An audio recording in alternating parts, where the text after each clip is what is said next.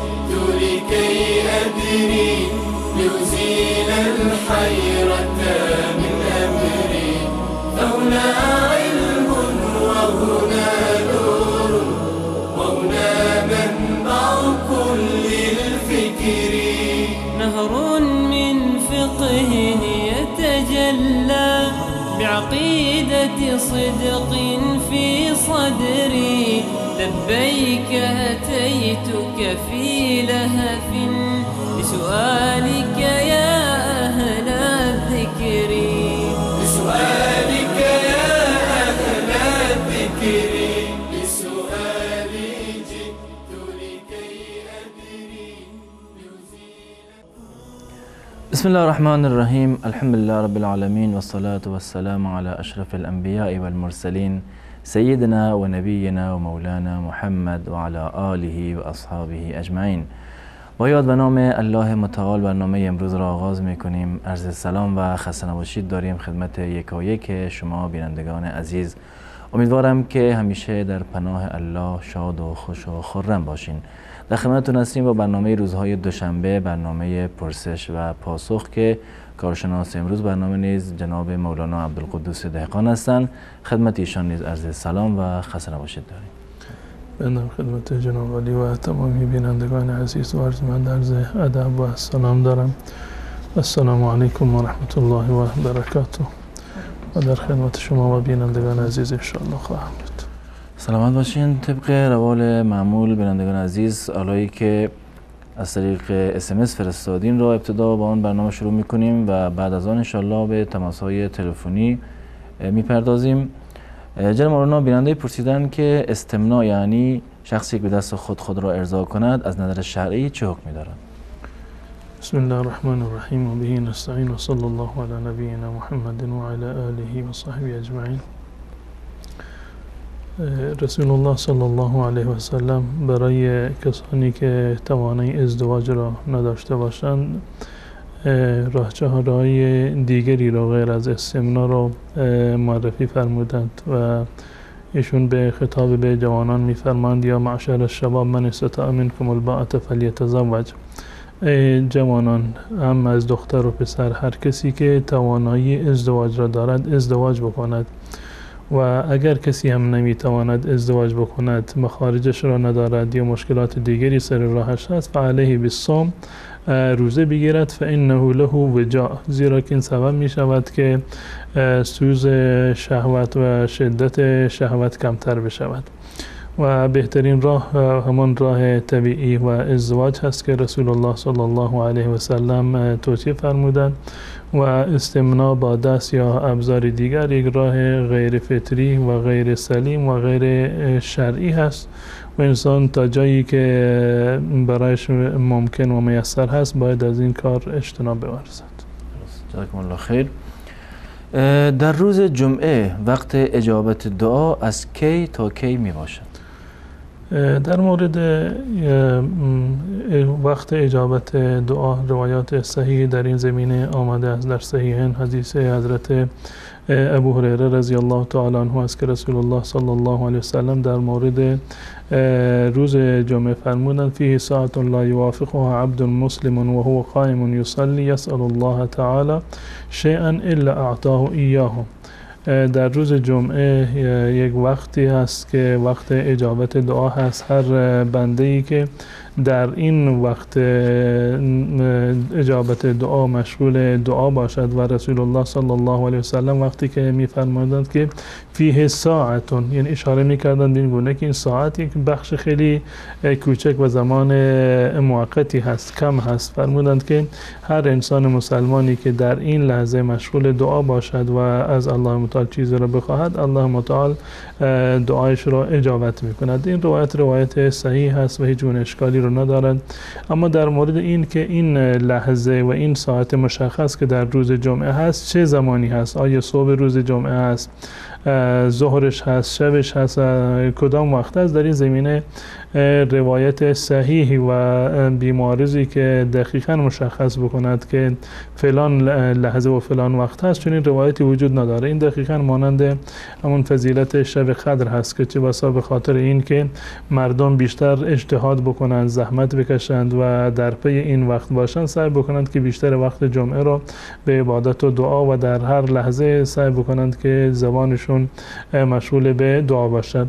و راجح ترین قول در این زمینه این و رای اکثر علمای اهل سنت و الجماعت این است که این ساعت و این لحظه بعد از نماز عصر هست، بعد از نماز عصر تا غروب آفتاب. در این زمینه روایتی هم وارد شده از حضرت جابر رضی الله تعالی عنه که ایشون میگند که روز جمعه مثلا 12 ساعت و 12 بخش هست و هر در یک بخشی از اینها یکی این گونه هست، این فضیلت دارد که هر انسان مسلمانی که در آن لحظه دعا بکند الله متعال دعاش را میپذیرد.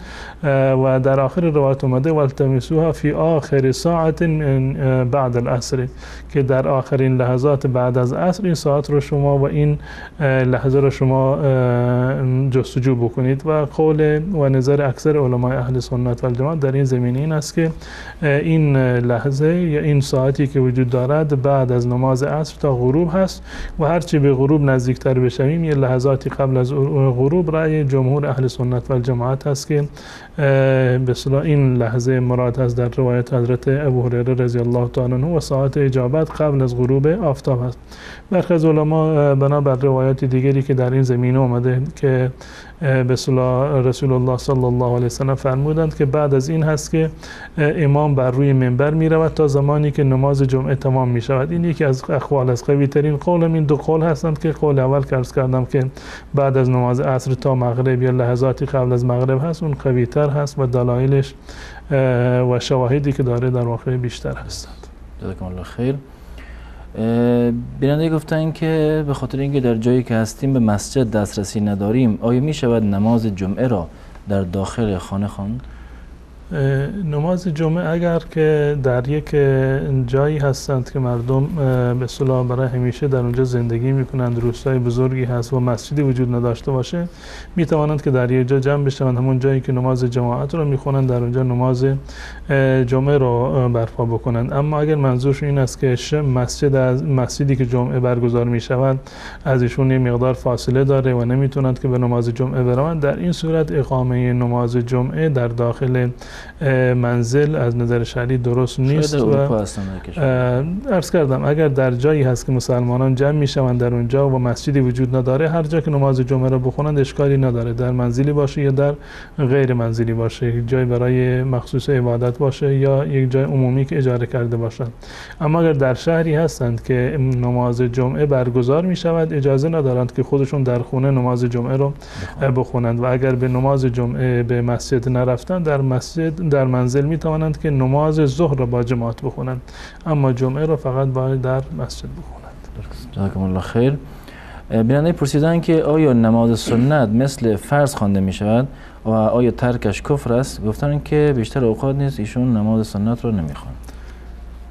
در کیفیت خواندن نماز سنت هیچ تفاوتی وجود نداره. این همان چیزی که در نماز فرض وجود دارد در نمازهای سنت هم وجود دارد. کیفیت خواندنش دقیقاً یکی هست و نمازهای سنت راتبه و سنت مؤکده به نمازهای گفته می شود که غیر از نمازهای فرض هستند، غیر از نمازهای فرض پنجگانه هستند، منتها وقتشون همون وقت نمازهای پنجگانه هست، یا قبل از نمازهای پنجگانه هستند یا بعد از نمازهای پنجگانه، مانند 2 رکعت قبل از فجر یا قبل از ظهر و بعد از ظهر یا بعد از مغرب و بعد از عشا، که این نمازهای سنت همراه با این نمازهای فرض هستند.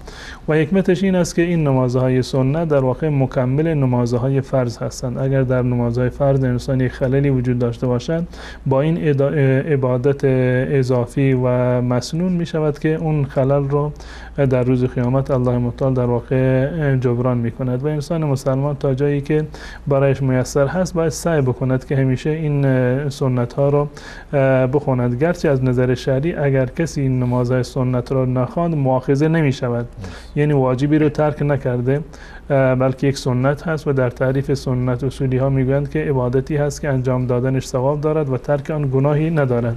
اما انسان نباید که این فضیلت بسیار بزرگ را که مکمل نمازهای دیگر هست و سبب تقرب به الله متعال می شود، انسان مسلمان نباید این موارد را ترک بکند و خصوصا در این زمینه سنت هایی را که بیشتر تاکید شده مانند سنت نماز قبل از فجر هست یا سنت نماز وتر رو که در مذهب امام ابو حنیفه رحمت الله علیه به اندازه مؤکد هست که این نماز رو جزء نمازهای واجب قرار دادن و از دیدگاه عموم فقها اگر کسی برای همیشه تارک نمازهای سنت باشه اما از سنن رواتب و مؤکده این سنت ها رو برای همیشه ترک بکند، این یک نقصی در دیانتش شمرده می شوند و شهادتش رو قبول نمی کنند به خاطر اینکه نقصی در دیانتش وجود داره.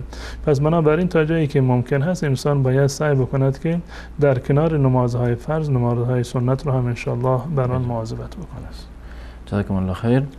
در اینجا از اتاق فرمان خواهش میکنم که شما تماس بینندگان عزیز را زیرنویس بکنن و مثل همیشه باز درخواست دارم از بینندگان عزیز که لطفاً وقتی که تماس میگیرین از طریق گوشی تلفن به صحبتتون ادامه بدین و منتظرم نباشین صدا از گیرنده پخش بشه چون صدا دیرتر میاد و سوالاتتون رو نیز به صورت مختصر و آماده داشته باشین. جناب مولانا بیننده پرسیدن که در ماه رمضان اگر در صورتی که روزه نباشد شخص آیا نزدیکی با همسر اشکال شرعی دارد یا نه؟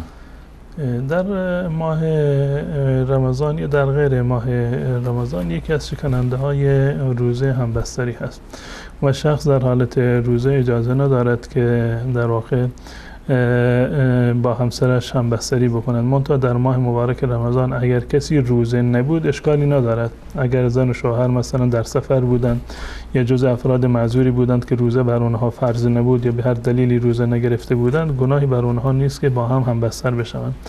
و اگر در ماه مبارک رمضان یعنی در حالت روزه با هم بستر شدن، این یکی از بزرگترین شکننده های روزه هست و هم قضا دارد و هم کفاره دارد. اما روزه نفلی و روزه‌ای که به اصطلاح سنت از روز دوشنبه و پنجشنبه، اگر کسی در هنگام روزه در روزه نفلی اگر با هم دیگر زن و شوهر هم بستر بشوند این کفاری ندارد، اما روزه فرض رو اگر با هم بستری شکستند قضا و کفاره هم دارد.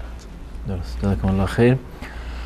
تماس‌های بینندگان آماده است و از اولین بیننده خواهش میکنیم که فقط وقتی که تماس هم وصل شد لطف کنن که از طریق گوشی تلفن به صحبتشون ادامه بدن و سوالات هم به صورت مختصر داشته باشن. سلام علیکم، برنامه پرسش و پاسخ بفرمایید. سلام علیکم، وقتتون بخیر، خسته نباشید. سلامت باشین، در خدمت شما هستیم. یه سوال داشتم از جناب مولانا. سوالم اینه که گنجشکو اگر بگیری تو افغانستان ما که گنجشکا رو میگیریم کلهاشون رو میکنیم با دست، با چاقو ذبح نمیکنیم. سوال دومی این که حضرت علی علیه السلام رو به جای نماز زدن یا به راه مسجد میرفت اونو به شهادت رسوندن؟ سوال دیگه هم دارین؟ دست شما درد نکنه، خداحافظ. خدا نگهدار شما، تشکر میکنم از شما. تماس بعدی رو میگیریم. سلام علیکم، برنامه پرسش و پاسخ بفرمایید. الو بفرمایید. الو، سلام علیکم، خسته نباشید. علیکم السلام و رحمت الله، سلامت باشین، در خدمت شما. با سلام و خسته نباشید خدمت شما و استاد عزیزمون جناب آقای مولانا. من دو تا سوال داشتم. از کردستان ایران تماس میگیرم. در خدمت شما هستیم. می‌دونین ما توی روستایی زندگی میکنیم، بعداً وقت اذان هر مثلا 5 فرض نماز وقتی که اذان از مسجد شروع به آواز مثلا اذان شروع میکنن، تمام سگ‌های این منطقه شروع به پارس کردن میکنن و تا آخر اذان هم همونجوری ادامه داره. اما به محض این که صدای اذان قطع میشه صدای اونام قطع میشه. حالا مثلا هم واسه ما هم واسه خیلی دیگه سواله، میگن دلیلش چیه اینجوری وقتی اذان سگا پارس میکنن؟ این یک سوال. سوال بعدی میخواستم بپرسم آیا درختانم روح دارند؟ آیا درختان؟ ذکر تسبیح درختان روح دارن یا آیا نه؟ درختان روح، بله روح دارن یا نه؟ بعد آیا ذکر خدا را میکنن یا نه؟ درست. ممنون میشم این دو سوال جواب بدین. خسته نباشین. ممنون از لطفتون. سلامت باشین. تشکر از شما. سلام علیکم، بفرمایید. سلام علیکم. علیکم السلام و رحمت الله. در خدمت شما هستیم. بخشین تماستون مشکل داره، اگر لطف کنید دوباره تماس بگیرین. سلام علیکم، برنامه پرسش و پاسخ بفرمایید. السلام علیکم و رحمت الله. علیکم السلام و رحمت الله. در خدمت شما هستیم.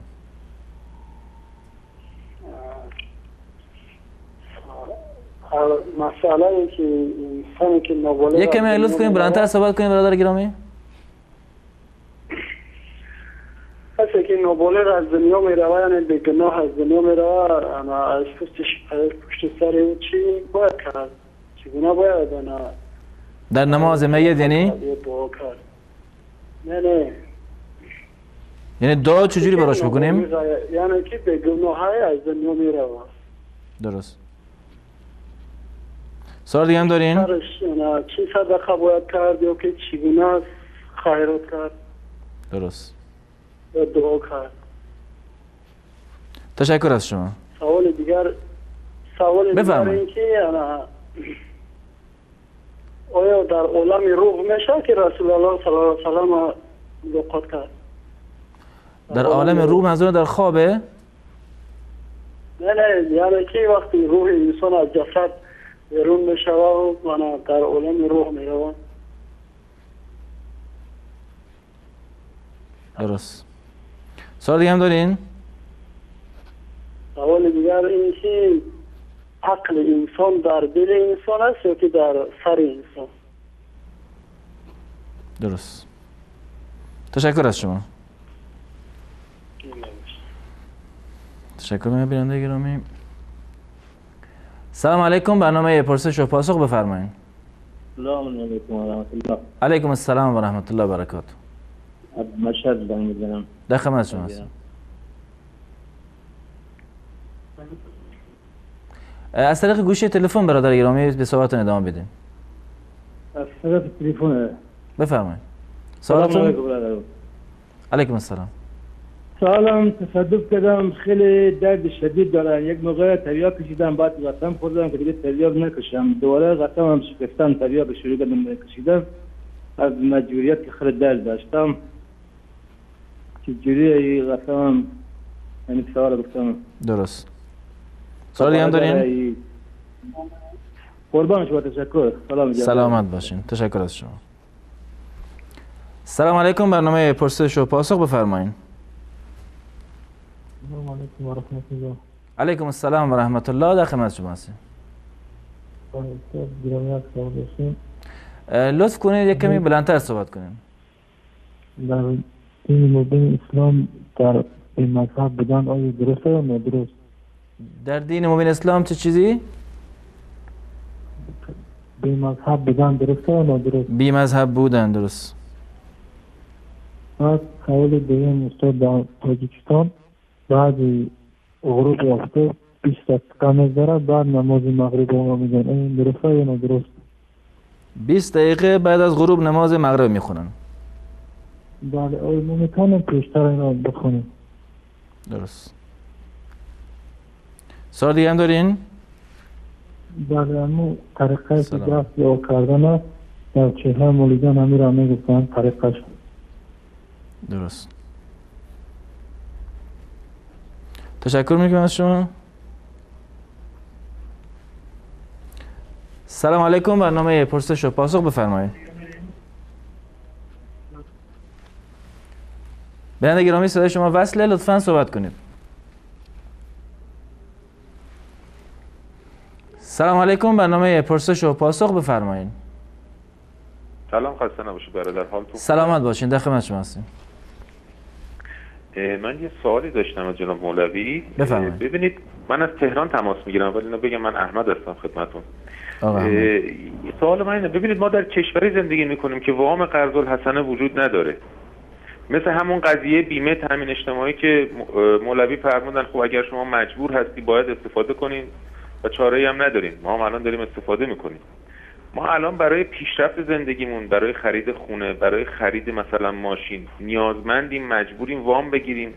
هیچ مرجعی هم اینجا وجود نداره که به ما وام قرض الحسنه بده، وگرنه ما مایل نیستیم بریم وامی بگیریم که بانک ها سود میگیرن و این مثل مبارزه با خدا بشه مطابق آیات قرآن. ما یه همچین چیزی رو اصلا تمایلی نداریم، قلبا نمیخوایم. منتهای مراتب مجبوریم از وامی استفاده کنیم که این بانک هایی که فعلا حالا دولت جمهوری اسلامی قرار داده و اینام سود میگیرن. ما چیکار کنیم؟ دستمون هم زیر سنگه. درست. اینو من خواهش میکنم برای ما یه روشن بکنن که تکلیف چیه. ما نمیتونیم، من نمیتونم برای یه خونه خریدم مثلا 30 سال پول جمع کنم که هرگز من پولم به حدی نمیرسه که بتونم خونه بخرم، یا اینکه بخوام کاری رو پیش ببرم، یا بخوام مثلا فرض کنیم ماشینمو بخوام عوض کنم. هرگز نمیتونم اگر بخوام صبر کنم 10 سال 15 سال. این چیکار باید بکنیم؟ و وقتی هم که مرجعی نداریم برای وام قرض الحسنه، برای وامی که حلال باشه برای ما. اینو من خواهش میکنم که مولوی برای ما توضیح بدن، یا راه چاره‌ای بذارن یا اینکه راهنمایی کنن ما رو. درست. ان شاء الله پاسخ دریافت میکنن. سوال دیگه ندارین؟ تشکر از شما. سلامتی شما، سلامتی شما، سلام برسونید. سلامت باشین. تشکر از شما. سلام علیکم. برنامه پرسش و پاسخ بفرمایید. سلام علیکم و رحمت الله و برکاته. علیکم السلام و رحمت الله و برکاته. در خدمت شما هستم. یک دو سوال دارم برادر. بفرمایید. سال اولتون؟ آقای همی انجیر رو اگر بریده علو کنی همی جایز است یا که جایز نیست؟ انجیر؟ باید یک بله حزوم انجیر رو، چوب انجیر رو مثلا، یعنی تکه کردنش رو؟ بله اگر بری علو کنی همی جایز است یا که نه؟ بعضی هم میگن که در قرآن آمدگی همی جایز نیست. منظورتون اینه قطع کردن و بریدن انجیر، درخت انجیر جایز است یا نه؟ بله بریده علو کنی اگر آتش زنی. درست. بعدن یک سوال دیگه، اگر آبی که مثلا در یگان چی گرفته شود در نور آفتاب، در گرمی آفتاب گرم کرده شود، با همون طهارت کردن جایز است یا که نه؟ درست. سوال دیگه هم دارین؟ بله. بعد یک سوال دیگه که مثلا همین انسان پدر یا مادر چه یگان نزدیکش از دنیا می رود، همون در خواب انسان بسیار می دراید، میگه مثلا من گشنه هستم، تشنه هستم، یا همین حقیقت داره یا که همون شیطان انسان وسواس میکنه؟ درست. همین را همه خواستیم فهمیم. بعد وقتی که همین انسان از دنیا میگذره باید چی خیرات کنی در حق همون که همون بای همون را میروه، یا که همین نمازی که میخونی فرزندش باشی مثلا یگان حصه ثواب به همون میروه یا که نه؟ درست. سوال واضح است. تشکر از شما. با یک سوال دیگه برادر همین بفرمایید. میشود دعا کنی که مثلا خدا پدر ما را در خواب من بدره یا که مادر ما اگر گذشتگی باشه؟ درست. اینا میشه دعا کرد که پدر مادر در خواب بیاید که فوت کردن؟ بله بله دعا کنی جایز است که خدای این پدر مادر ما را در خواب من بدره. سوال واضح است. ان شاء الله پاسخ دریافت میکنین. بله. سلامت باشید. خدا سلامت باشین. خدا نگهدارتون. آخرین تماس بیننده را بگیریم. سلام علیکم. برنامه پرسش و پاسخ بفرمایید. الو سلام علیکم. علیکم السلام و رحمت الله. بفرمایید. سلام. علیکم السلام و رحمت الله. ببخشید که تلفن میزنه اغلب 5 تا جواب بدیم، بعد مثلا باقی دیگه رو بپرسه. اینا مردم تا سوال میکنه بعد وقت تمام شده. شما ان شاء الله بعد از میان برنامه یا بعد از اینکه برنامه تمام شد تماس بگیرید ان شاء الله. باشه ما زایدان زنگ میزنم. ببخشید نگو 5 تا غلط جواب بدیم بعد سوال دیگه از مردم بگیرید. خیلی ممنونم. ان شاء الله. تشکر از شما. اگر تماسی هست بس کنید. سلام علیکم. بفرمایید. بله بله. بفرمایید بیننده گرامی. سلام علیکم. بفرمایید. در خدمت شما هستیم. سلام عرض کردم. حال شما خوبه؟ سلامت باشین. از طریق گوشی تلفن به سوالاتون ادامه بدین برادر عزیز. سوال داشتم. بعضی همه شهرها هستن که خانم ها را یعنی خدمت میکنن، صنعت میکنن، بعضی های دیگر نمیکنن. استاد عبدالقدوس دهقان میخواستم بپرسیم. درست. سوالی هم دارین؟ زنده باشید، خداحافظ. سلامت باشین. تشکر از شما. بینندگان عزیز، در اینجا با هم میان برنامه میبینیم و دوباره در خدمتتون خواهیم بود. با ما باشین. الحكمة ضالة المؤمن وبنو الإسلام بها أولى حيث تجدها فعليك بها عنها أبدا لا تتخلى.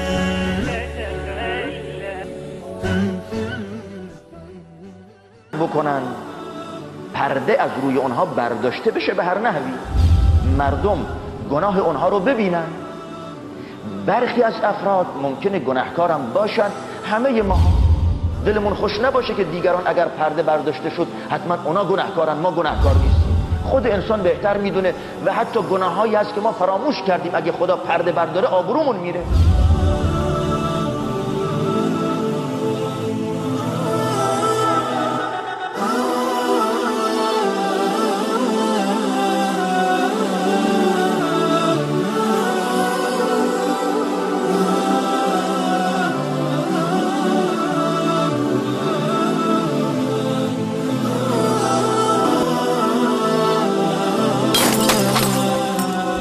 انسان فریب نخوره که اگر یه وقتی نام طرف به بدی رفت، گناهی رو انجام داد، اونم بعد توبه کرده، اصرار بر گناه نداره، بعد از اون بیایم عیب و ایراد ازش بگیریم، بعد از اینکه راه اصلاح رو در پیش گرفته. راه اصلاح چیه؟ ما از باطنش خبر نداریم، مسئولیت هم نداریم که دنبال باطن مردم باشیم، ولی ظاهر توبه کرده، اهل عبادت، اهل نماز، رفتارش درست شده. ما حق نداریم عیب و ایراد ازش بگیریم به خاطر گناه‌های سابق که طرف به ظاهر لسان حالش نشون میده که توبه کرده.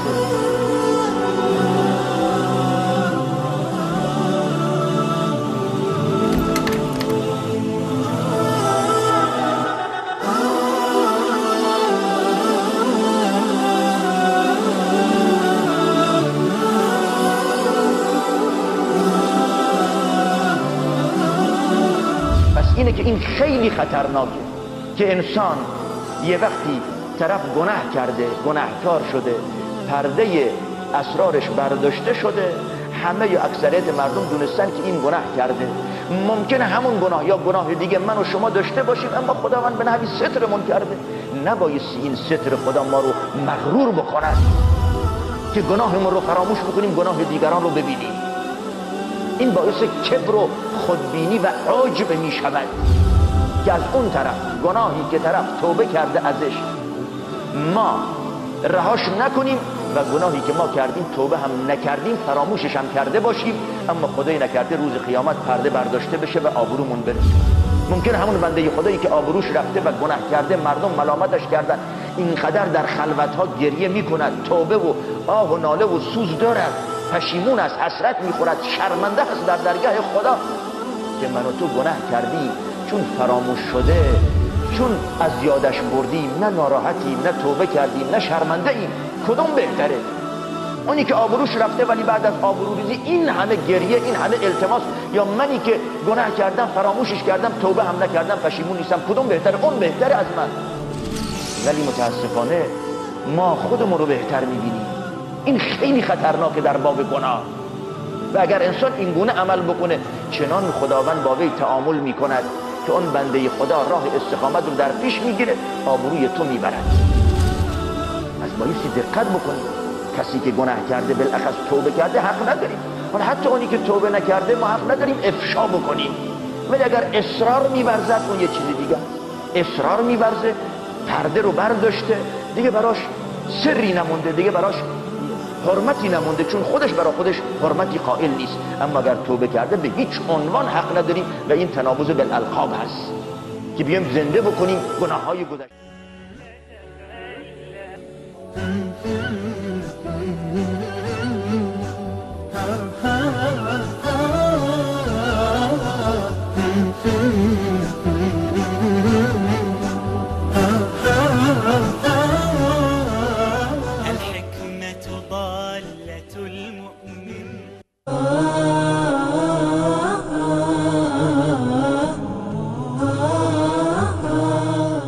ما خلوت بريبة في ظلمة والنفس داعية إلى الطغيان فاستحي من نظر الإله وقل لها إن الذي خلق الظلام يراني.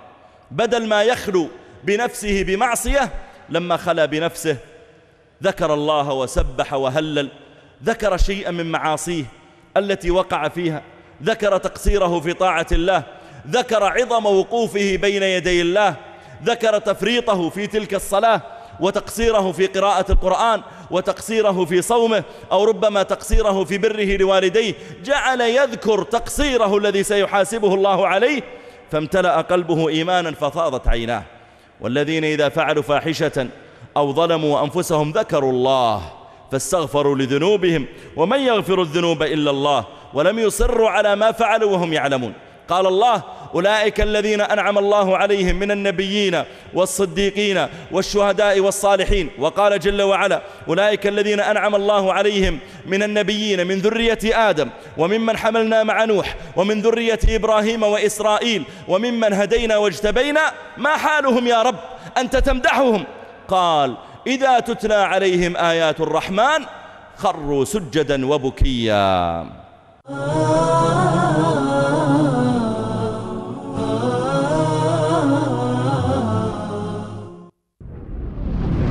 نور في الظلمات أنسي في خلواتي يا سعدي وهنائي القرآن حياة. گاه یاری نشوید. نور في الظلمات أنسي في خلواتي يا سعدي وهنائي القرآن حياتي.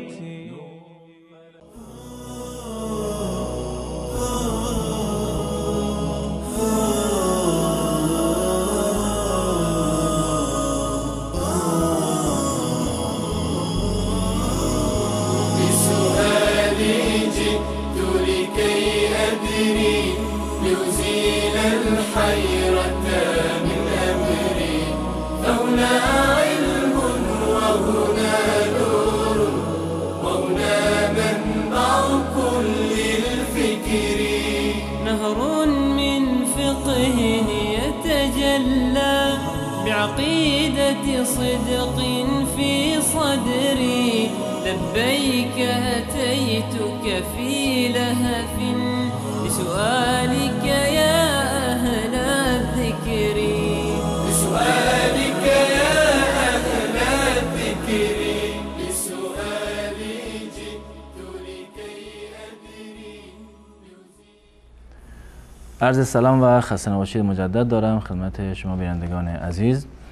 جناب مولانا بیننده‌ای که از طریق تلفن سوالشون رو مطرح کردن، بیننده اول گفتن که خیلی وقتی که گنجشک رو میگیرن کلش رو با دست میکنن، گفتن بدون اینکه آن رو با چاقو ذبح بکنن و سرش رو بکنن. در مورد ذبح حیوانات اون چیزی که مثلا جز شرایط هست، حتما باید گردن حیوان بریده بشود به صورتی که این رگ‌هایی که خون رو در اونا جریان دارد این رگ‌ها باید کاملا قطع بشود و با قطع کردن سر به صورت کندن سر، الان گنجشکی باشد یا حیوان دیگری باشد، این روش غیر شرعی هست، یعنی این جزء به اصطلاح ذبح شرعی شمرده نمی شود و خوردن چنین حیوانی که با فشار گردنش کنده شده این از نظر شرعی خوردنش هم جایز نیست و حرام هست. جزاکم الله خیر. امیرالمومنین علی رضی الله عنه در کجا به شهادت رسید؟ سیدنا علی رضی الله تعالی عنه توسط خوارج ابن ملجم خارجی در مسیر مسجد در هنگام نماز صبح که برای نماز صبح تشریف می بردن در مسیر راه و نرسیده به مسجد به شهادت رسیدند. جزاکم الله خیر.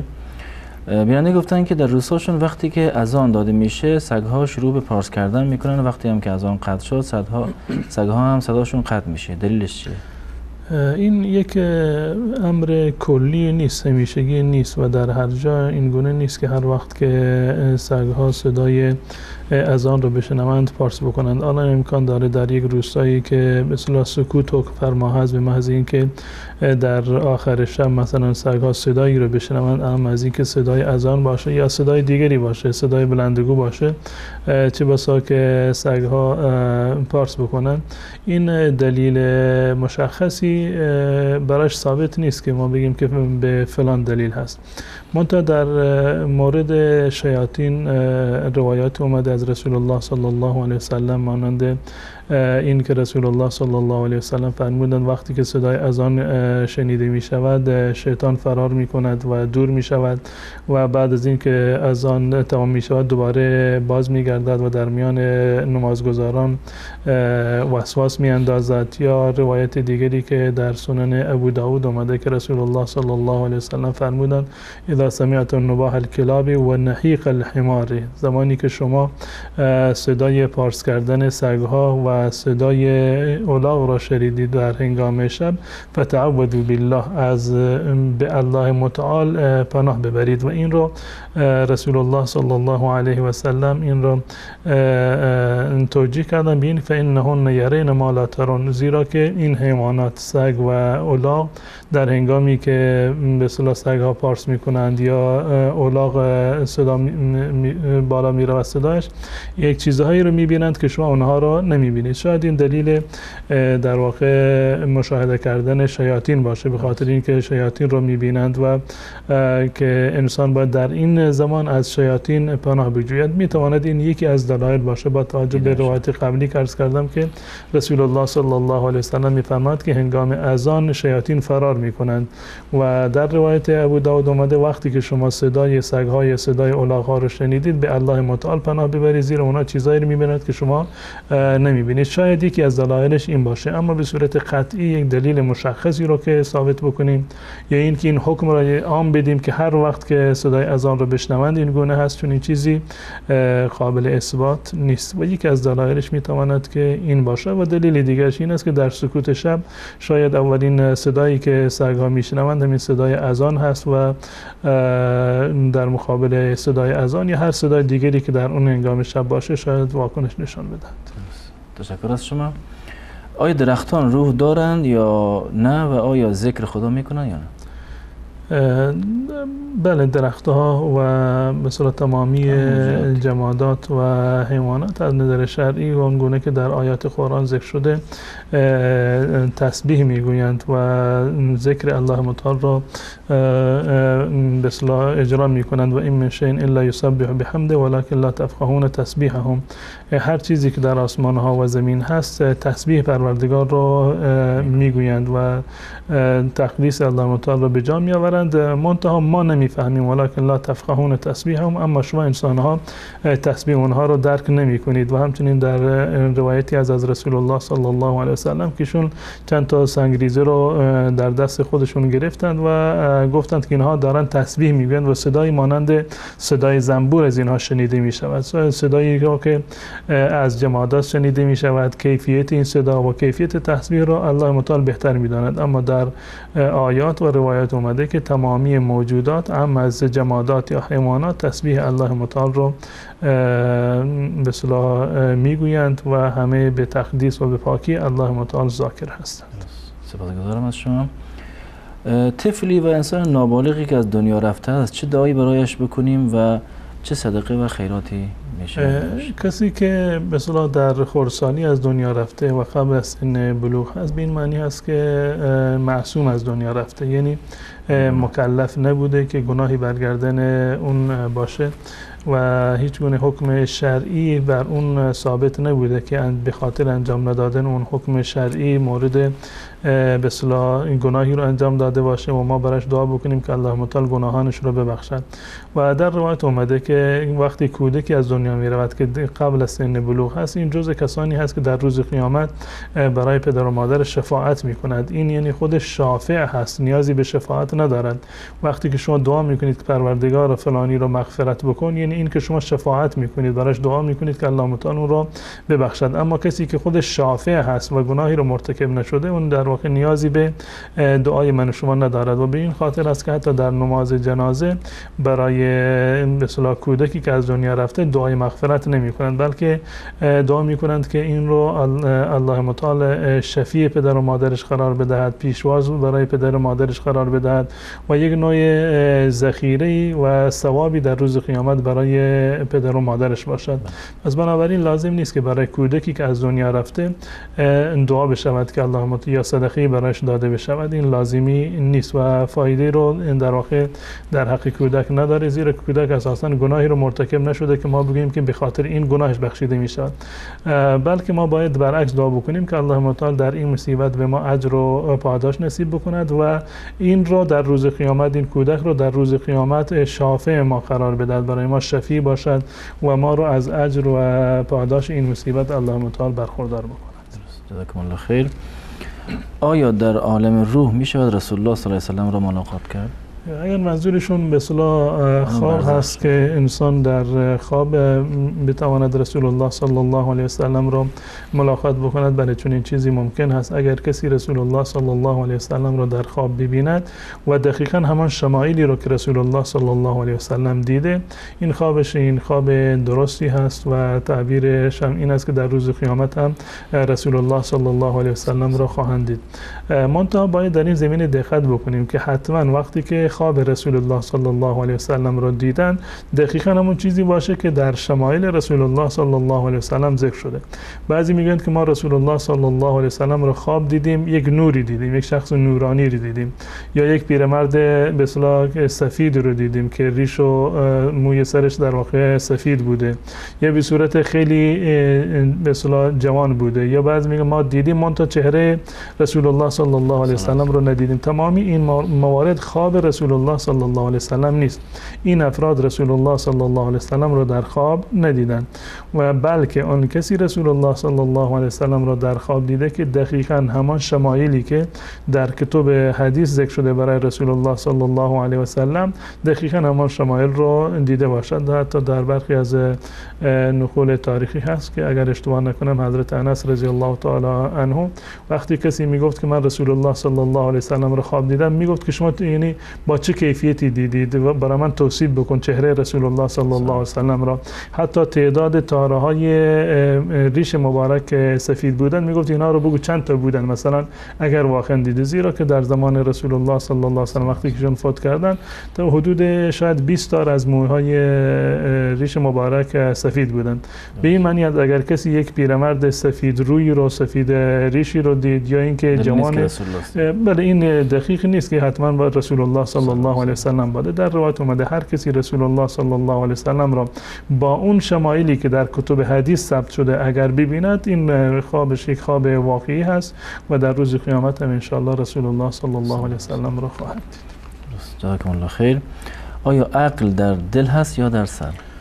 عقل که در واقع ابزاری هست برای فهم و درک و تدبر یا برای هدایت و زلالت، در قرآن کریم و در احادیث رسول الله صلی الله علیه و سلم این تمامی موارد رو در قرآن به قلب نسبت داده، یعنی فهمیدن رو عقل به معنی فهم و درک هست و در قرآن کریم این موارد رو به قلب در واقع نسبت داده. لهم قلوب لا یفقهون بها در سوره اعراف در باره کافران میاد که دلهایی رو دارند که با آن تفقه نمی کنند، یعنی درک نمی کنند. یا اینکه الله متعال میفرماد افلم یسیروا فی الارض فتكون لهم قلوب یعقلون بها، قلوب یعقلون بها، که آیا دلهایی ندارند که با اونها عقل داشته باشند، با اونها تدبر بکنند و با اونها درک بکنند.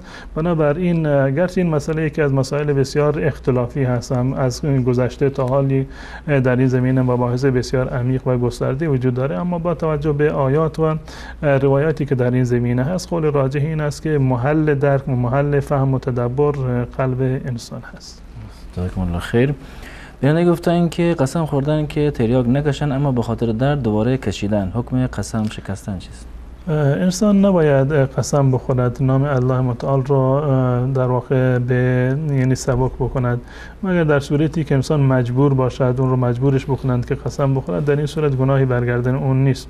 و وقتی که انسان قسم خورد و نام الله متعال را در میان آورد، باید تا جایی که برایش ممکن است سعی بکند که قسمش را نشکند. اما اگر کسی بنابر مجبوری یا تحت شرایط دیگر قسم خودش را شکست، از نظر شرعی باید این کفاره بدهد و کفاره قسم این است که 10 مسکین را غذا بدهد یا 10 مسکین را لباس بدهد. اگر غذا و لباسی رو نتونست که بدهد یا اینکه گناهی به اصطلاح از نظر مادی نمیتونست این کاری رو این کفاره رو ادا بکند، در مرحله آخر و برای کسانی که توانایی مادی رو نداشته باشند این است که 30 روز روزه بگیرد. جزاکم الله خیر. در اسلام بی مذهب بودن درست است یا نه؟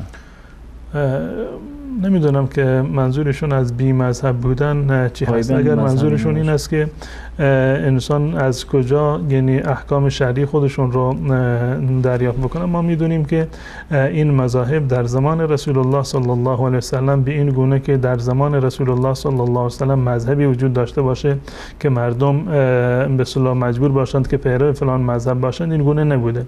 در زمان رسول الله صلی الله علیه وسلم و تا 3-4 قرن بعد از رسول الله صلی الله علیه وسلم مردم به علما رجوع می‌کردند. یعنی در زمان رسول الله صلی الله علیه وسلم منبع دریافت احکام شرعی خود شخص رسول الله صلی الله علیه وسلم بودند. نیازی نبوده که به کسی دیگر مراجعه بکنند مگر در صورتی که رسول الله صلی الله علیه وسلم در دسترس نبودند یا رسول الله صلی الله علیه وسلم افرادی رو می‌فرستادند برای به عنوان تبلیغ دین یا برای آموزش احکام شرعی. بعد از رسول الله صلی الله علیه وسلم فقهای معروفی بودند در مدینه منوره از اصحاب رسول الله صلی الله علیه وسلم و بعد از آن در میان تابعین و تبع تابعین به همین گونه فقهای مشخصی بودند که مردم بیشتر به هر فقیهی که اعتماد داشتند مسائل شرعی خودشون رو از اون بزرگواران در واقع سوال می‌کردند تا زمان حضرت امام ابو حنیفه رحمت الله علیه که ایشون در واقع فقه رو تدوین کردند، مسائل به صورت مشروح بیان شد و آرا و نظریات امام ابو حنیفه رحمت الله علیه و بر اساس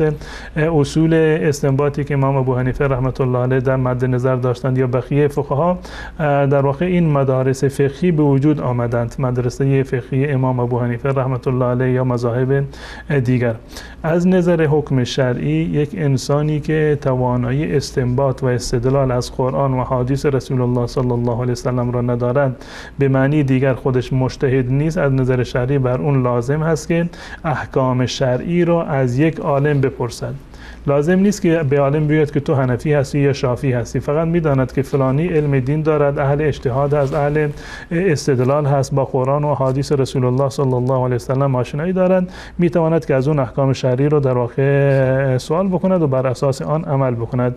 لازم نیست که حتما خود را مثلا بگید که من حنفی هستند یا شافعی هستند یا مالکی هستند. عوام در واقع در درجه نیستند که بتوانند در میان مذاهب اهل سنت و الجماعت یکی رو انتخاب بکنند، زیرا که انتخاب همراه با علم هست که این کدام مذهب چه مزیتی رو دارد و چه اصول استنباطی رو دارد، کدام مذهب دلایلش قوی تر هست یا ضعیف تر هست، در کدام مسئله استدلال و دلیل کدام امام قوی تر هست یا ضعیف تر هست. این کار علما هست. عوام فقط می توانند که به عالمی که به علمش و به تقوا و پرهیزگاریش ایمان دارند و باور دارند و اون رو بهتر میدونند، از نظر شرعی باید به اون مراجعه بکنند و از اون سوال بکنند که حکم شرعی و حکم الله متعال در فلان مسئله چی هست. آن عالم از هر به اصطلاح آیه یا حدیثی و به هر گونه که استدلال کرد جواب داد، از نظر شرعی آن فرد عامی بری الذمه هست و میتواند که بر قول آن امام و بر قول آن عالم در واقع عمل بکند. درست. جزاکم الله خیر. بیننده از تاجیکستان گفتن که 20 دقیقه بعد از غروب آفتاب نماز مغرب میخونن. آیا این درسته یا نه و آیا میشه زودتر از این وقت؟ وقت غروب آفتاب، وقتی که آفتاب به صورت کامل غروب کرد، یعنی این وقت نماز مغرب هم فرا رسیده. به محض غروب آفتاب، یعنی به محض این که قرص خورشید از دید انسان ها ناپدید می شود، الان غروب هست و وقت نماز مغرب هست و وقت افطار هست. هر وقتی رو که بعد از آن نماز بخونند از نظر شرعی اشکالی نداره و درست است، تا زمانی که به اصطلاح افق تاریک نشده باشه، تا زمانی که افق هنوز روشن هست و سفیدی در افق هست، این وقت نماز مغرب هست. منتها اگر در اول وقت و در به صورت همیشه یعنی سعی بکنند که در اول وقت نماز بخوانند، برای تمام نمازها این اولاتر و بهتر است، زیرا که رسول الله صلی الله علیه و سلم فرمودند که بهترین عمل از اعمال نیک نماز خواندن سر وقت یا در اول وقت هست. درست. سوال دیگری که پرسیدن گفتن که وقت دعا دست به چهره مالیدن، آیا درسته؟ بلند کردن دست در هنگام دعا سنت هست و ثابت است از رسول الله صلی الله علیه و سلم، اما مالیدن دستها بر صورت و چهره بعد از تمام شدن دعا دلیل مشخص و صحیح را از رسول الله صلی الله علیه و سلم ندارد. معنی هم در این زمینه نیامده. برخی از علما به خاطر تورک دستهاشون رو به صورتشون نقش شده که بعد از دعا می مالیدن، اما این دلیل شرعی رو که بتوان بر اساس آن دلیل این رو جز آداب دعا قرار بدیم یا جز سنت های دعا قرار بدیم، چون این دلیلی وجود ندارد. اما اگر کسی این کار رو انجام میداد به خاطر حتی روایاتی که در این زمینه وجود دارند، البته روایاتش که یکی دو تا حدیث هستن ضعیف هستن، اگر کسی به استناد این روایات که ضعیف هستن و قائل به این بود که مثلا از احادیث ضعیف میشه و در فضایل اعمال استفاده کرد یا برخی از علما و ائمه این کار رو انجام دادند، اشکال شرعی ندارد. اما این که ما معتقد باشیم که سنت هست و جز آداب دعا هست، این نیاز به دلیل صحیح و صریح دارد که در این زمینه دلیلی وجود ندارد. جزاکم الله خیر. آقا احمد گفتن در شهرهای بزرگ مثل تهران که مشکلات زندگی زیاد هست و برای پیشرفت مجبور هستیم که برای پیشرفت مثل خرید خانه و ماشین نیازمند به وام و پول هست، مجبور هستیم که وام بگیریم و وام قرض الحسنه وجود ندارد و بدیل و مرجع دیگری هم وجود ندارد به جز وام گرفتن از بانک ها. و گفتن تکلیف چیز داریم. در مورد وام آیات و روایات بسیار در واقع واضح هستند در حرمت و در شنی بودن و در کبیره بودن این گناه، که در هیچ موردی از مواردی که به عنوان گناه مطرح شده در قرآن یا احادیث رسول الله صلی الله علیه وسلم این ثابت نشده که الله متعال اعلام در واقع جنگ بکند برای کسانی که به اصطلاح کار گناهی را انجام داده، که این مورد هست. و دیگری روایتی از رسول الله صلی الله علیه وسلم که من عاد لی ولیا فقد آذنت بالحرب.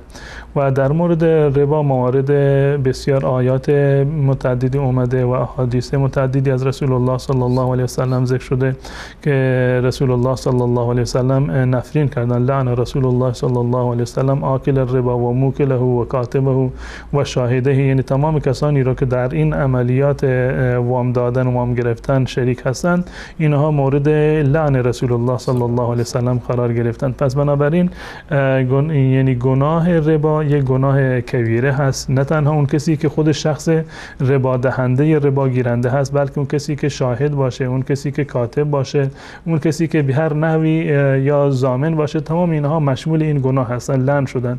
یعنی به همون صورتی که ربا دادن و ربا گرفتن گناه کبیره هست، شاهد شدن برای ربا هم گناه کبیره هست، نوشتن ربا هم گناه کبیره هست، ضامن شدن برای ربا هم گناه کبیره هست. این گناه کبیره در حد گناهان کبیره دیگر هست، در حد گناهان کبیره دیگر. گناهان کبیره دیگر مانند خوردن مال مردم گناه کبیره هست، کشتن یک فردی گناه کبیره هست، در حد در واقع ربا هستند. تمام اینها جز اکبر الکبائر، جز بزرگترین و سنگین‌ترین گناهان کبیره هستند. این سوال که ما به خاطر نیاز زندگی خودمون آیا ربا بخوریم یا ربا نخوریم، ربا بگیریم یا ربا نگیریم، این دقیقاً سوالش مانند این است که کسی سوال بکند آیا به خاطر این که ما زندگی خودمون رو تأمین بکنیم اجازه داریم که مال همسایه رو به سرقت ببریم؟ آیا اجازه داریم که کسی رو بکشیم به خاطر اینکه ما ماشین بخریم یا خونه بخریم؟ این سوالش در این اندازه هست و به هیچ عنوان چنین چیزی موردی از نظر شرعی جایز نیست. یعنی حرام قطعی و 100% هست و انسان نباید به خاطر رفاهیات و به خاطر کمالیات زندگی خودش مرتکب این گناهی باشد. اونم گناهی که رسول الله صلی الله علیه و سلم تا این اندازه عامل آن را نفرین کردند و الله متعال هم هم وعده دادند کسی که ربا بگیرد اون رو الله متعال بی برکت میکند و ربا رو در واقع از بین میبرد. بله، اگر در یک جامعه، در یک جایی، یک فردی مثلا عزیزی رو دارد که در حال مردن هست و فقط واقعا میداند که اگر پولی می بود به دکتر می بردن عملی انجام میشد، این رو میتواند که از مرگ قطعی و 100% این رو در واقع نجات بدهد، اما این رو ندارد. در چنین مواردی که وام گرفتن به معنی نجات حیات و زندگانی یک فردی باشد، برای در این اندازه برخی از علما اجازه دادن و در حد ضرورت برای نجات به اصطلاح یک انسانی از مرگ باشه. این از نظر شرعی در این اندازه جایز هست. اما این که به صورت کلی ما فتوا بدیم که به خاطر این که کسی ماشینی بخرد یا خونه‌ای بخرد، وسایل زندگی بخرد، عرض کردم این دقیقاً سوال مانند این است که به خاطر خریدن خونه یک کسی دیگر رو ما به قتل برسانیم یا مالش رو از طریق ناحق بخوریم. و این متاسفانه یکی از اشکالاتی هست که کسانی که مدعی اسلام هستند، بانک‌هایی که خود رو بانک اسلامی میدونند، متاسفانه راهکاری برای چنین موارد ندارند و خود این یکی از اشکالات حکومت هایی هست که مردم رو مجبور بکنند که به اصطلاح به ربا و سود روی بیاورند. اگر در جامعه به اصطلاح حکومت اسلامی این ابتکار رو به خرج نمیدهد، کاش که علما، کاش که کسانی که اهل دین هستند یا ثروتمندانی که به اصطلاح دیندار هستند میتوانستند که صندوقی رو ایجاد بکنن، صندوق قرض الحسنی باشه که تا در چنین مواقع انشالله بتونند که مشکل کسانی رو که نیازمند هستند این مشکل رو برطرف بکنن. درست. تشکر از شما. در اینجا در اتاق فرمان نیز خواهش میکنم که شما تماس بینندگان عزیز رو دوباره زیرنویس بکنن و بینندگان نیز لطف کنید که سوال مختصر داشته باشین، چون زیاد وقت نیست و وقت برنامه زیاد گرفته نشه. بیننده پرسیدن که آیا قطع و آتش زدن چوب درخت انجیر جایز است یا نه؟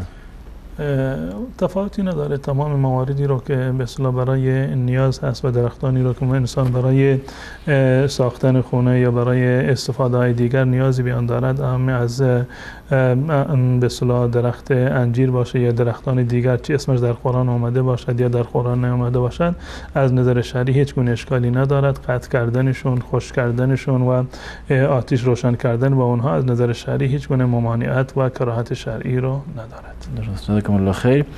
اگر آب در زیر آفتاب گذاشته بشد و گرم شود، آیا طهارت با آن جایز است؟ قول راجع در این زمینه این است که اگر آبی در به اصطلاح به صورت به اصطلاح تابش مستقیم آفتاب گرم شده باشد یا تانکرهایی که معمولا بر روی سقف خونه ها نصب شدن بر اثر به اصطلاح تابش گرما آبشون گرم می شوند، از نظر شرعی اشکالی ندارد و جایز است که با چنین آبی انسان طهارت حاصل بکنه.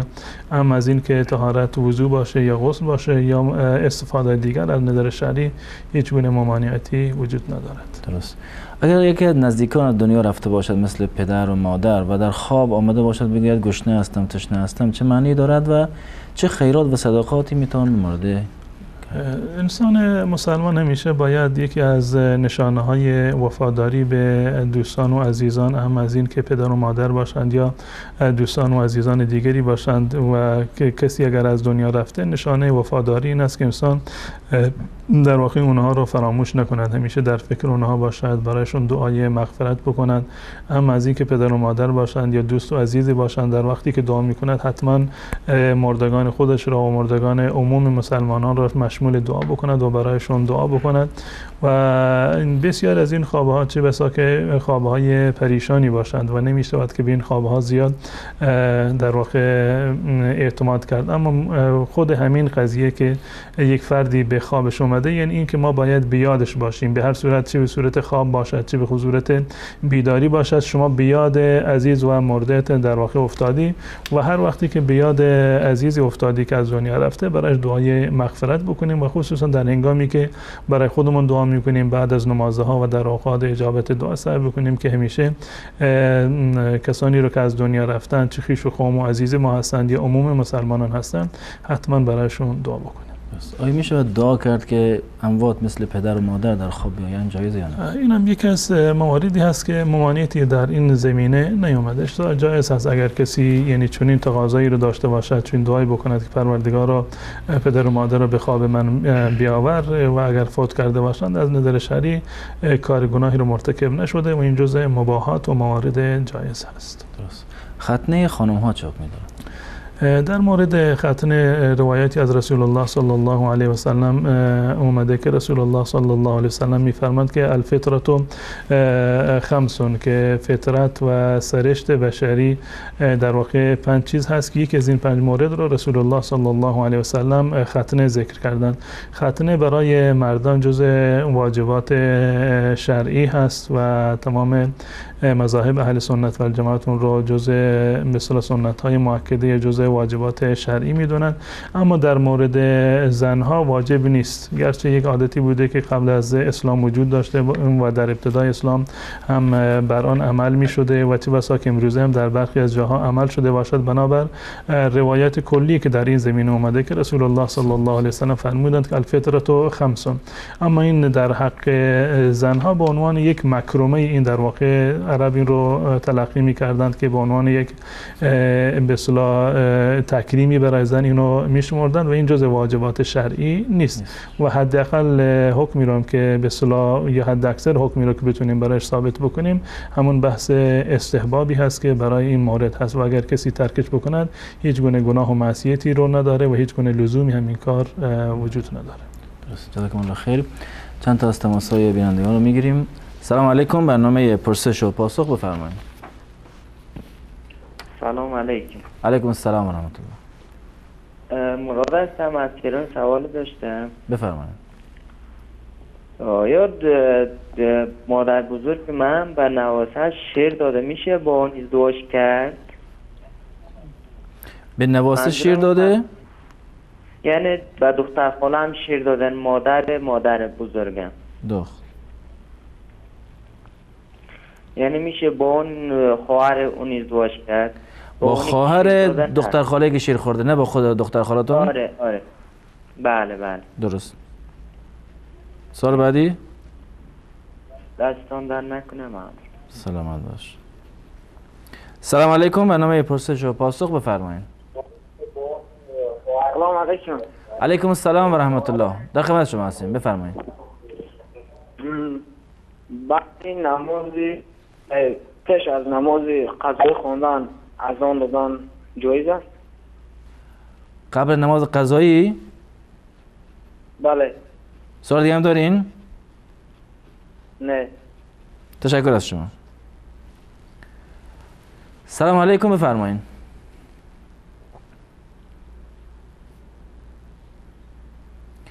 سلام علیکم، برنامه پرسش و پاسخ بفرمایید.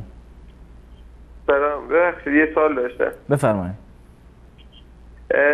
در مورد وامی که کارمزدش 2% باشه، یعنی قرض الحسنه، این جز همون وامایی هست که گناه کبیره اطلاق میشه؟ سوال دیگه هم دارین؟ همین سوال رو خدمت شما میگم. سلامت باشین، تشکر از شما. سلام علیکم، برنامه پرسش و پاسخ بفرمایید. شهر محمد هستم، از تهران تماس گرفتم. در خدمت شما هستیم، بفرمایید. کسی که مثلا ازدواج نکنه از دنیا بره و چی میشه؟ سوال دیگه هم دارین؟ نه تشکر از شما. تماس بعدی رو میگیریم. سلام علیکم، برنامه پرسش و پاسخ بفرمایید. السلام علیکم. علیکم السلام و رحمت الله. بخشن سوال داشتیم. بفرمایید. سوالتون؟ آیا میشه شخص روزی استغفر الله الحمدلله الله اکبر بده ثواب یعنی آیا چی؟ باز گذشتگانش یعنی اذکار را به گذشتگان هدیه بکند؟ به اموات مثلا یعنی به 100 بار استغفر الله الحمدلله الله اکبر بگه ثواب یعنی را به گذشتگانش ببخشه و پدر و مادر میرسه ثواب. درست. سوال دیگه هم دارین؟ سلامت باشین. تشکر از شما. سلام علیکم. برنامه پرسش و پاسخ بفرمایید. السلام علیکم و رحمت الله و برکاته. علیکم السلام و رحمت الله و برکاته. در خدمت شما هستیم. برادر عزیز 3 تا سوال داشتم از جناب مولانا. بفرمایید. سوال اولتون؟ یکی اسم فرزند من میکائیل، من ندانسته اینو گذاشتم به اسم میکائیل. بعد شنیدم که اسم ملک گذاشتن درست نیست، چون که مثل ملک انسان نمیتواند باشه. آیا عوضش کنم اسمشو یا اینکه نه همون باشه گناهی نمیشه؟ درست. سوال واضح است. سوال دومتون؟ سوال دومم که این بود که سرودهایی که تو شبکه نور یا تو شبکه وسام پخش میشه، ببخشید دوباره اینا پرسید. از طریق سرود بله؟ اسلامی تو شبکه توحید نور وسام که پخش میشه، اینا را از طریق تلگرام پخش نشر کردن گناهی تعلق نمیگیرد یا میگیرد؟ از یک پرسیدم گفتین این کار درست نیست، منتها سخنرانی اگه پخش کنی خوبه ولی اینا پخش نکنی بهتره. درست.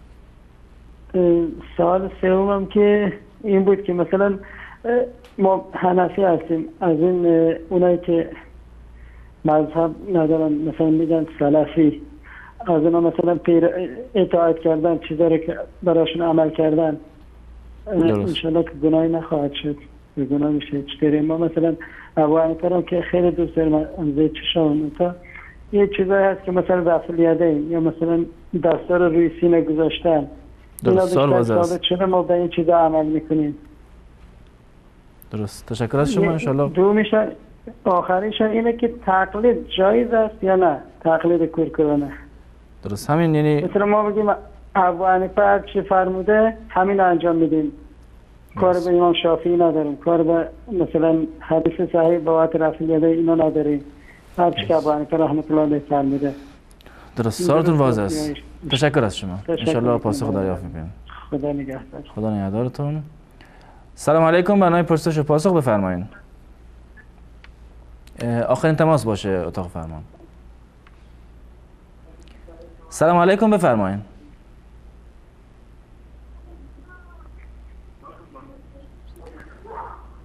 سلام علیکم. برنامه پرسش و پاسخ بفرمایید. سلام علیکم. علیکم السلام و رحمت الله. سلامت باشین. در خدمت شما هستم. سوال داشتم. بفرمایید. سوال اولی این که پدر یا مادر به افغانستان فوت میکنه، بعد چیشاش بسته نمیشه، بچهاش به ایرانه، میگم این چیش برایی داشته، آیا این درسته یا نه؟ چشاش بسته نمیشه چی؟ چشماش مثلا بچهاش به ایرانه، میگم این به خاطر که بچهاش به ایران بوده این چیش برایی داره، چیشاش بسته نمیشه. درست. سوال دومی که گاو یا گوسفند کشتنش به دست زن جایزه یا نه؟ بعدش طریق کشتن اینو باید چند بار الله اکبر گفت؟ اینو خواستم جواب بدین، دست شما درد نکنه. خداحافظ. خدا نگهدار شما. بینندگان عزیز، در اینجا با هم یک میانبرنامه کوتاهی می‌بینیم، دوباره در خدمتتون خواهیم بود. با هم باشین. ای خدای بی‌نیاز چاره ساز، ای مرا هر دم به سوی تو نیاز. این نیازم مایه فرخندگی است، روشنی بخش چراغ زندگی است. میکشاند کشکشانم سوی تو، جبهه سایان میبرد در کوی تو. گر نبودی دل ادبگاه نیاز، کی شدی روزن به سوی دوست باز. بی نیازی خاصه ممتاز توست، جلوه خورشید بی انباز توست. لیک من شادم به تقدیم نیاز، لیک من شادم به تقدیم نیاز. می کنم بر خود از این گنجینه ناز، گنج را سازند پنهان زیر خاک، تا بماند از گزند غیر پاک. گنج من باشد نیایش های من، در نهاد خاکی اجزای من. گنج من باشد نیایش های من در نهاد خاکی اجزای من نهانش کرده ام از دیگران، من نهانش کرده ام از دیگران تا نیفتد چشم بیگانه بران. در نیاز بنده پنهان راز هاست، در نیاز بنده پنهان راز هاست، زیر این پرده عجایب ساز هاست. ای تو دانا بر نیاز و راز من، واقف از انجام و از آغاز من برم سوی که این گنج نیاز، جز تو ای گنج آفرین بی نیاز. من برم سوی که این گنج نیاز، جز تو ای گنج آفرین بی نیاز.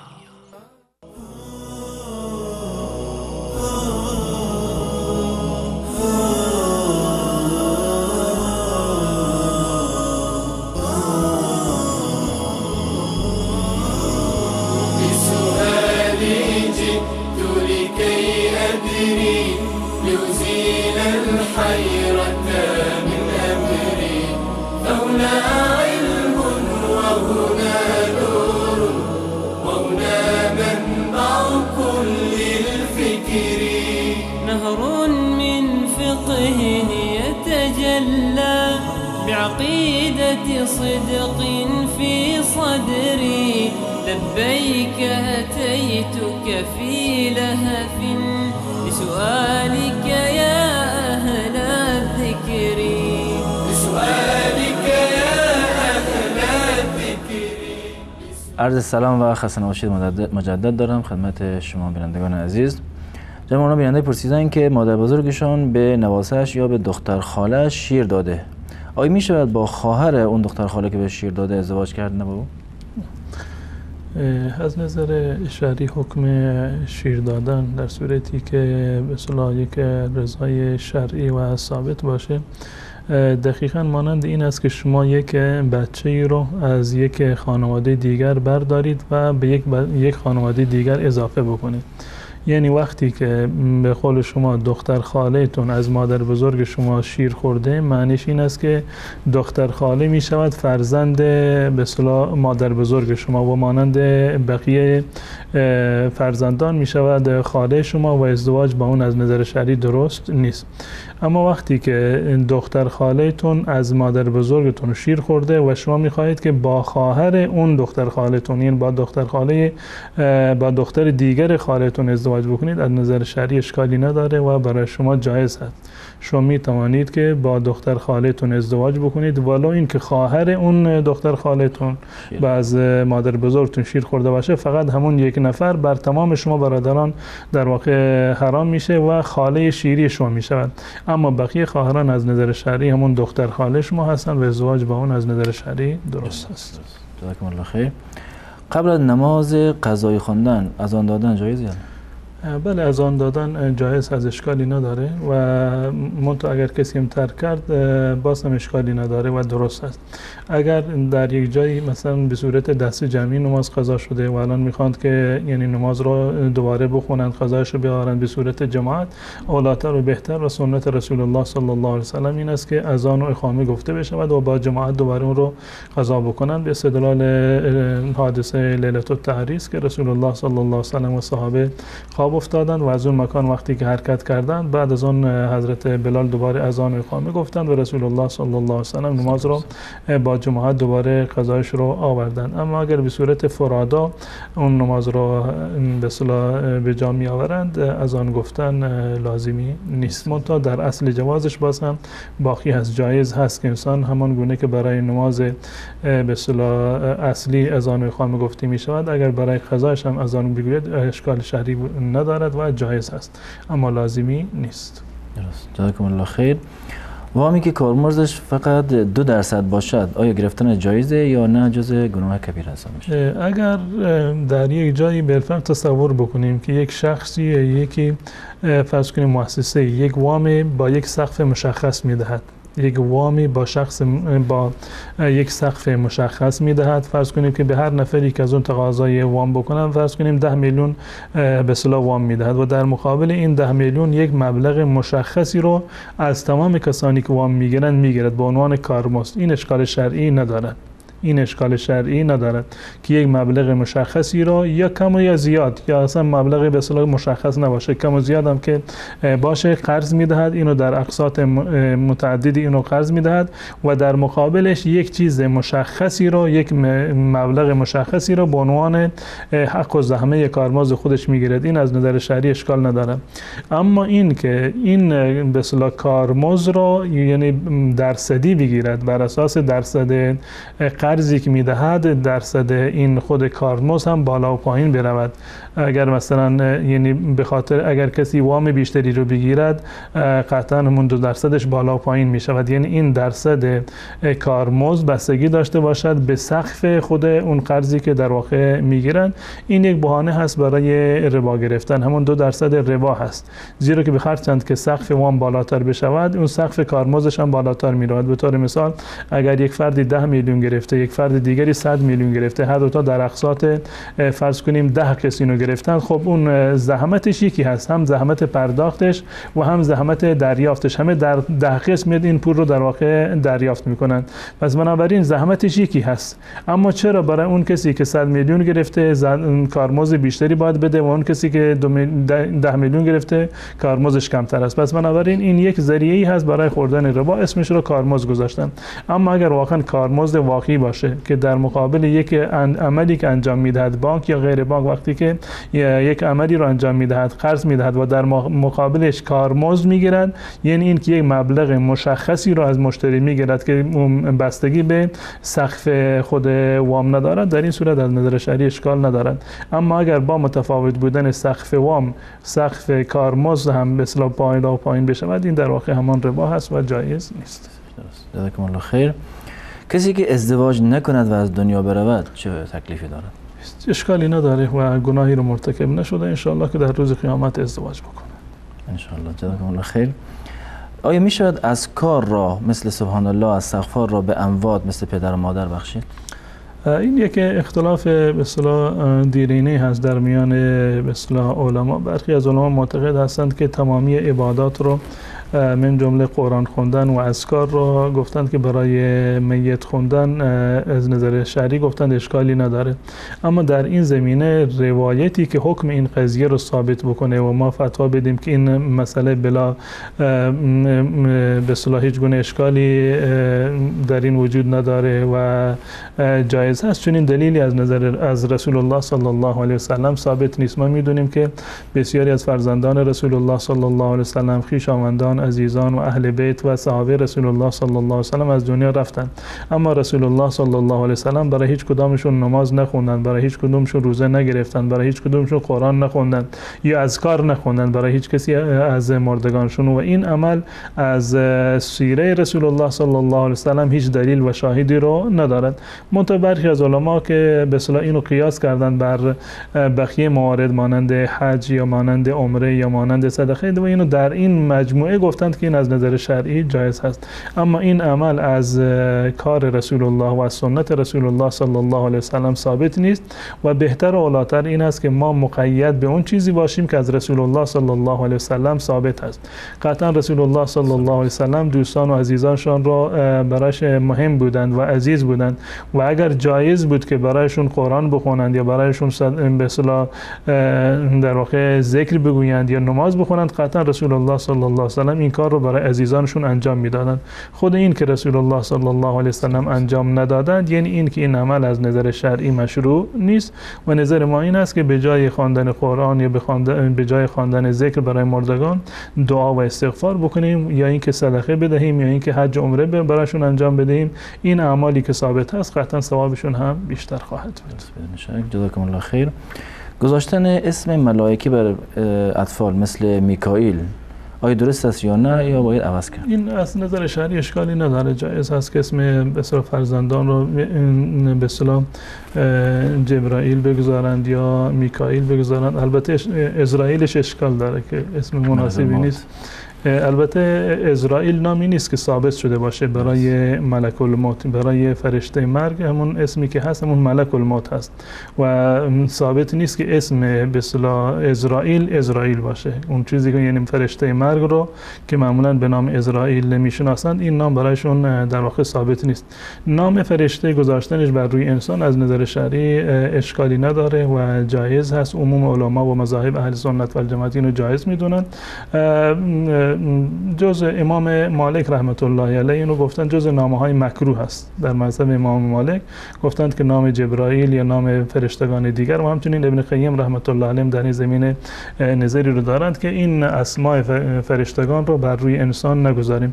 اما دلیلی برای ممنوعیتش وجود نداره، دلیلی برای کراهتش وجود نداره و روایتی رو هم که در این زمینه است که تسموا باسماء الانبیاء ولا تسموا باسماء الملائکه، این روایت ضعیفی است و قابل استدلال نیست. پس بنابراین اشکالی رو نداره و اگر دلتون میخواد عوض بکنید بازم مجازه جایز است که اسم رو عوض بکنید، اما اگر عوض نکردید هیچ گونه گناهی رو شما مرتکب نشدید. جزاکم الله خیر. بیننده گفتن که نشر سرودهای اسلامی که از کانال‌های اسلامی پخش می شود در تلگرام و فیسبوک و واتساپ چه حکمی دارد، جایز است یا نه؟ به صورت کلی اناشید و سرودهایی که این مفهومشون مفهوم اسلامی هست، بحث رقایق هست یا در مورد آداب و احکام اسلامی هست، در صورتی که همراه با به اصطلاح موارد ممنوع نباشد از نظر شرعی اشکال نداره. به این معنی که همراه با موزیک و موسیقی نباشد از نظر شرعی اشکالی ندارد. میتوانیم که از اونها استفاده بکنیم، یعنی شنیدنشون گناه نداره، گرچه انسان نباید خودش را معتاد بکنه به اناشید و سروده ها، ولو اینکه سروده های دینی و مذهبی باشند. انسان نباید معتاد باشه به گونه‌ای که اینها جای قرآن رو در زندگی انسان بگیرن، بلکه بیشترین وقت رو ما باید برای خواندن قرآن یا برای شنیدن قرآن، یعنی چیزی که ما به آن انس میگیریم صدای قرآن باشه، نه صدای موزیک یا صدای حتی سروده های اسلامی. اما سرودهای اسلامی در حد خودش جزء مباحات هستند و اشکال شرعی ندارند. جزاکم الله خیر. بیننده گفتن که حنفی هستند اما در بعضی از احیان رفع یدین میکنن و مثل از گفتن از سلفی پیروی میکنن، آیا گناهی دارد یا نه؟ این که به اصطلاح در یک مسئله ایشون از یک عالمی پیروی بکنند این هیچ گونه به اصطلاح تضادی با حنفیت نداره. کسی با مذهب امام ابو حنیفه رحمت الله علیه بزرگ شده، با اصول مذهب امام ابو حنیفه بزرگ شده، اصول فقه، اصول استدلالش رو از امام ابو حنیفه رحمت الله علیه یاد گرفته، یا اصول عقیده همون اعتقاد امام ابو حنیفه رحمت الله علیه هست، این واقعا حنفی هست، گرچه در یک مسئله برخلاف امام ابو حنیفه رحمت الله علیه عمل کرده باشه، همان گونه که در مذهب امام ابو حنیفه رحمت الله علیه حتی شاگردانش امام ابو یوسف، امام محمد برخلاف نظر امام خودشون عمل میکردند و این نشانه بی‌حرمتی به امام یا نشانه خروج از مذهب در واقع نبوده. اگر واقعا یک فرد به اصطلاح که مطمئن هست فلان عالم وقتی که فتوایی میدهد این فتوایش رو بر اساس علم میدهد، بر اساس تقواش میدهد و این رو مطمئن باشید که ما یا هر کسی دیگر از علما و دوستانی که به اصطلاح اهل فتوا هستند به خاطر یک شخصی قیامت خودشون رو در خطر نمیاندازند. اگر فتوایی میدهند بر اساس علمشون هست، بر اساس تقوا، بر اساس مطالعه هست که انجام دادن، ولو اینکه برخلاف فلان مذهب باشد بر اساس قرآن و حدیث رسول الله صلی الله علیه و سلم هست و عمل کردن بر آن از نظر شرعی اشکالی ندارد. و وقتی که یک فرد عامی در یک مسئله از یک فرد عالم اتباع میکند، یعنی میپرسد حکم شرعی چی هست و اون عالم بر اساس قرآن و حدیث جواب میدهد، اون فرد عامی در واقع بریء الذمه هست، گناهی برگردنش به هیچ عنوان نیست و جایز هست که شما به قول هر عالمی که بر آن به قول آن اعتماد دارید بر آن عمل بکنید و هیچ گونه اشکال شرعی هم ندارد. درست. جزاکم الله خیر. یعنی گفتن که علما میگویند که 4 مذهب اهل سنت حق است و اگر به یکی از آنها عمل کنیم به 3 دیگر عمل نکنیم تکلیف چیست و گفتن که تقلید کورکورانه چه حکم؟ در این هیچ گونه شک و شبهه وجود نداره که هر 4 مذهب اهل سنت و الجماعت حق هستند، یعنی اتباع هر کدام از مذاهب 4گانه اهل سنت و الجماعت جایز هست، هیچ گونه اشکالی نداره. این اتفاق و اجماع علما هست که عمل کردن بر فقه هر کدام از مذاهب 4 اهل سنت و الجماعت جایز هست و مردم می توانند که بر آنها عمل بکنند. اما بحث ما روی این هست که اگر در یک مسئله خاصی یک عالمی که حنفی بود به غیر مذهب امام ابو حنیفه فتوا داد، یا یک عالمی که شافعی بود بر اساس تحقیق خودش برخلاف مذهب و نظر امام شافعی رحمت الله علیه مثلا فتوا داد، در صورتی که نظرش مستند به قرآن باشه و حدیث رسول الله صلی الله علیه وسلم باشد، عمل کردن بر آن جایز هست و این نشانه خروج از مذهب نیست. علما در این زمینه صاحب نظر و صاحب ترجیح هستند که کدام قول رو از کدام مذهب در واقع که با دلیل قرآن و حدیث نزدیکتر هست و دلیلش قوی‌تر هست آن را انتخاب بکنند و این به معنی خروج از مذهب نیست. و هر چهار مذهب اهل سنت و الجماعت مبنای اصلیشون اتباع از قرآن هست، یعنی مواردی که از اون استدلال میکنند قرآن، منبع اولی قرآن هست و بعدش سنت رسول الله و اجماع و قیاس هست و در این زمینه تمام مذاهب اتفاق نظر دارند. پس بنابراین همهشون پیرو قرآن و سنت هستند. اما اگر یک عالمی یک قولی رو ترجیح داد، این به خاطر قوت دلیل و کثرت قرائن هست. جزاکم الله خیر. بیننده گفتن که پدر و مادرشون فوت کردن در افغانستان و فرزنداشون در ایران هستن، گفتن چشمهاشون بسته نشده است، میگن که چشم برا دارن. آیا درسته؟ نه، این یک نوع توهمی هست، واقعیتی نداره که به اصطلاح مرده‌ای که چشم برا باشه چشمش باز بمونه. و در روایت اومده از رسول الله صلی الله علیه وسلم که زمانی که روح از بدن جدا می شود چشمها به روح نگاه میکنند، یعنی چشم باز هست به طرف آسمان. وقتی که روح کشیده می شود و به طرف آسمان می رود چشمها هم باز می شوند، به طرف آسمان خیره می شوند. و به خاطر این یکی از آداب به اصطلاح تیمارداری بیمار و خصوصا محتضر، اون کسی که در حالت جان کندن است، این از وقتی که به اصطلاح روحش از دنیا رفت و چشمش باز موند به طرف آسمان نگاه میکرد، کسی که بالای سرش هست این مسنون هست که به اصطلاح چشمهایش رو ببندد، دهانش رو جمع بکند. و هر کسی در هنگام وفات این حالت بهش دست میدهد، چه منتظر عزیزی باشد یا منتظر نباشد.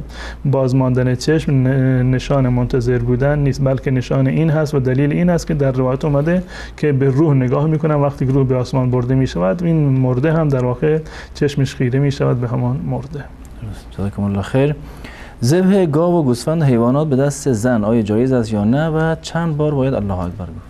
بله، از نظر شرعی هیچ گونه ممنوعیتی نداره، همان گونه که ذبیحه مرد حلال هست ذبیحه به اصطلاح زن هم حلال هست. و اگر زنی واقعا این توانایی رو داشته باشه که گاوی را یا گوسفندی را سر ببرد، از نظر شرعی خوردنش هم جایز هست، هیچ گونه ممنوعیتی و هیچ گونه کراهتی وجود نداره. همان گونه که ذبیحه مرد حلال هست ذبیحه زن هم از نظر شرعی حلال هست، هیچ گونه اشکالی نداره. و برای حلال شدن همون یک مرتبه گفتن کافی هست، لازم نیست که چند مرتبه بسم الله یا الله اکبر را تکرار بکنند. یک مرتبه هم که بر زبان بیاورند اون ذبیحه و گاو و گوسفند یا مرغ هر چیزی که باشه از نظر شرعی حلال هست. و ولو اینکه کسی که ذبحش کرده خانم باشه، ازدواج کرده باشد، ازدواج نکرده باشه، مرد باشه، بالغ باشه یا نابالغ باشه، هیچ گونه تفاوتی در این زمینه وجود نداره، به شرط اینکه مسلمان باشه ذبیحهش حلال هست. جزاکم الله خیر. بیننده پرسیدن که آیا عمامه و کلاه گذاشتن سنت است یا نه و نماز بدون کلاه و عمامه جایزه؟ عمامه از عمل رسول الله صلی الله علیه وسلم ثابت است و در شمایل رسول الله صلی الله علیه وسلم در این زمینه روایات متعددی هست و کیفیت عمامه بستن رسول الله صلی الله علیه وسلم در واقع در روایات ثابت است و نقل شده از رسول الله صلی الله علیه وسلم. اما آیا این جزء سنت هایی هست که رسول الله صلی الله علیه وسلم به عنوان سنن هدا یا سنت های اسلامی این رو معرفی کردن؟ چون این نیست، دلیلی برای این وجود نداره. بستن عمامه مانند بقیه موارد که پوشش عرب بوده در آن زمان، رسول الله صلی الله علیه وسلم هم مانند بقیه اعراب زمان خودشون در واقع عمامه میبستند.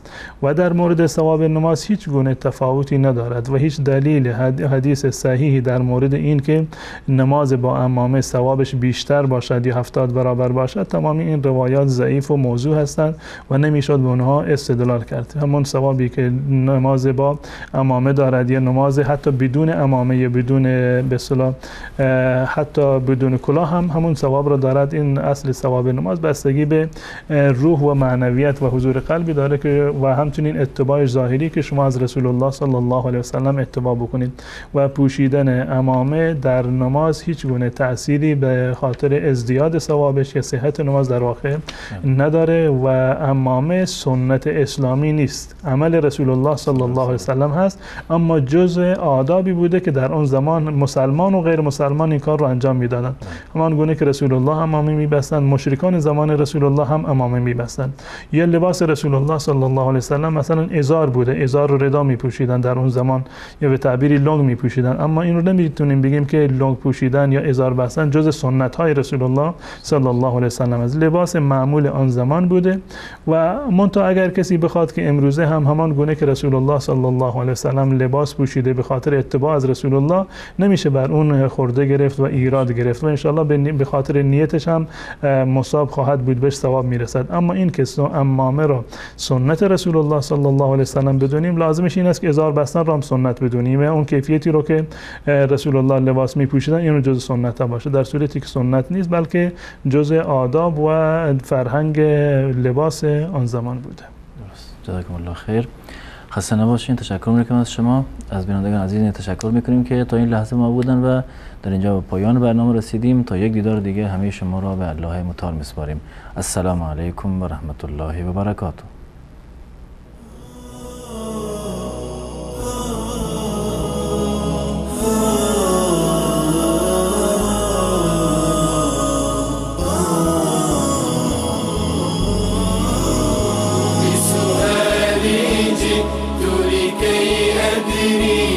لأزيل الحيرة من أمري، فهنا علم وهنا نور وهنا منبع كل الفكر. نهر من فقه يتجلى بعقيدة صدق في صدري، لبيك أتيتك في لهف